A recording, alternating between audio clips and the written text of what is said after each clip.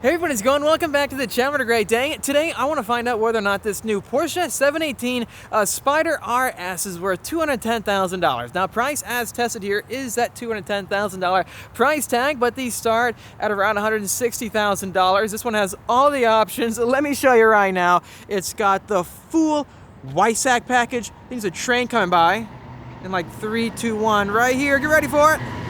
Yep.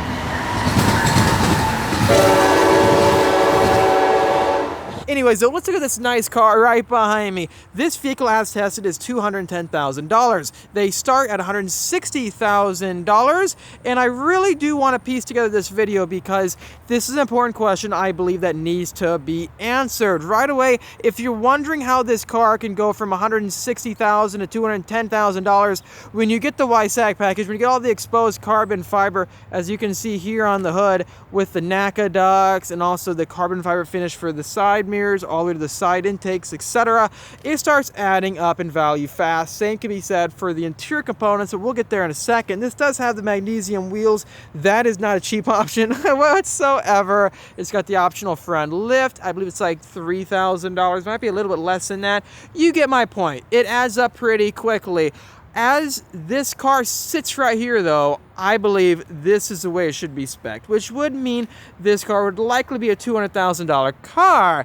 There's so many vehicles on the market for $200,000. You have the Corvette ZR1, the GT3 starting a little bit more than this now. It's like $220 now for a GT3. When you start maxing out this car, would you just rather get into a 911 GT3? We've had the chance to test out all of these cars here on the channel, really, and they are uniquely different, I have to say. This is a mid-engine vehicle. Look how good it looks, by the way, with those intakes up on top of the hatch and on the side where the door is with the magnesium wheel finish too. It just looks so, Porsche has nailed the look of this car. Real quickly, this video is brought to you by Speed Phenom Film. If you guys need any paint protection film, ceramic coating, or window tinting on your new car like a Porsche similar to this model right here, please give us a call at 760-496-8607 or email support at speedphenomfilm.com. Also, you can DM us on Instagram at speedphenomfilm. Anything can happen to your carbon fiber or paint just driving on the road, and that's why you need PPF. Walking up forward, the style of this vehicle with those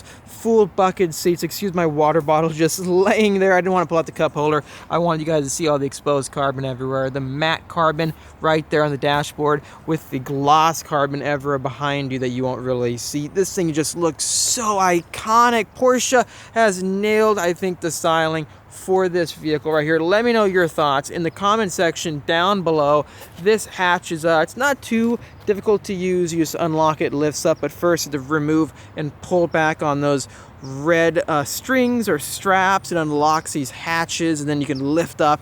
I do believe this has got so much sense of occasion. This is why I'm leaning towards this vehicle being worth so much money. It's because it's not compromised. Yes, you have front storage space, a massive amount of storage. If I unlock the hood right now, right? So unlocking this and then hitting the latch, look how much space you have up here. Just so much space, right? So I'm not talking about it being non-compromised when it comes to storage space.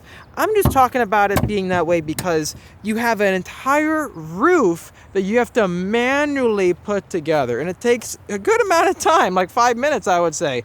And so many people these days, they don't want to deal with that. They really don't. If I unlock the trunk, if I hit this button right here, and then I pull back on this strap, this pops up. Then if I walk on the other side, you can see the cool carbon lip right there.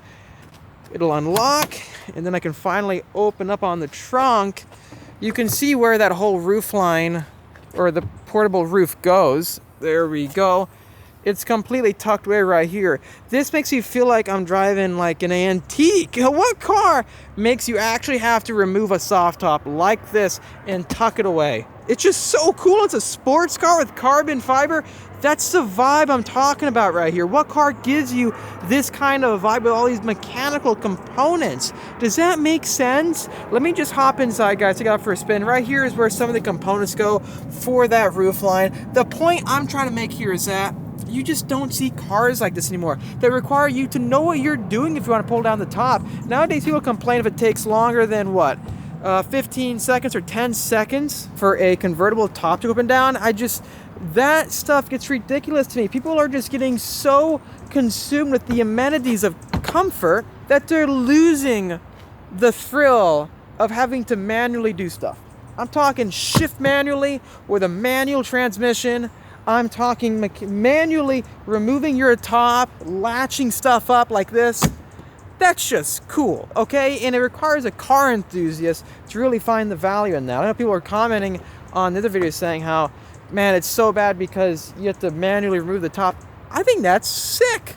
So getting back inside the Porsche Spyder RS and then having all that carbon fiber everywhere with the race text, Alcantara, this whole vehicle is just, it feels like it's designed for a car enthusiast. It's got pure thrill baked into it with a racing mark and no buttons on the steering wheel. So when I'm looking at other vehicles that are so much about comfort first, that are even exotic cars like Lamborghinis, I get sad because I miss these days. I miss the days of having to know how to work on your car, know how to treat your car, and to fill that whole entire void you have within you to live life on the edge. This feels like an actual toy, right? If you're a kid, you would love to have this toy car. Well, we're all grown up now. Maybe if you're watching this video as an adult, this is that iconic car you had as a child. And then now you have it as an adult and it's just filling that void. The one element that many cars are lacking these days is that they're just not lightweight anymore. They're so heavy. Everything is big and bulky. You don't need all these millions of buttons going down the center right here for climate controls. No, it's all baked here on the screen. They're serious on what they're trying to be, and I think the brands that are losing focus, some of them are charging a lot of money for their performance cars. The ones that are losing focus are the ones that are losing their purpose. You can't have everything. You can't have the most fun, engaging car while also being the most supple and comfortable.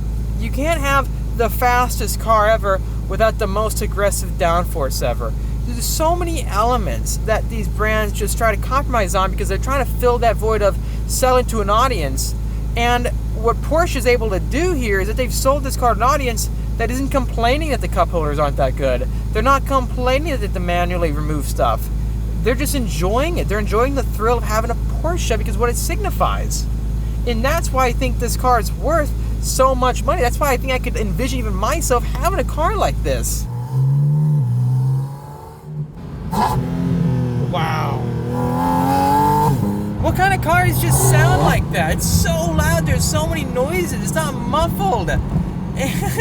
Even these seats are fixed carbon fiber bucket seats. Not even the Mustang GTD I'm buying has seats as cool as these seats in this Porsche 718 Spyder RS. Why? Why is that? There's so many elements to me that don't make sense as a car enthusiast when I see these new cars coming out. So when I see vehicles like this, where these brands stick close to their purity of racing heritage, everything just makes more sense. Look at that throttle response. Look how fast it just moved.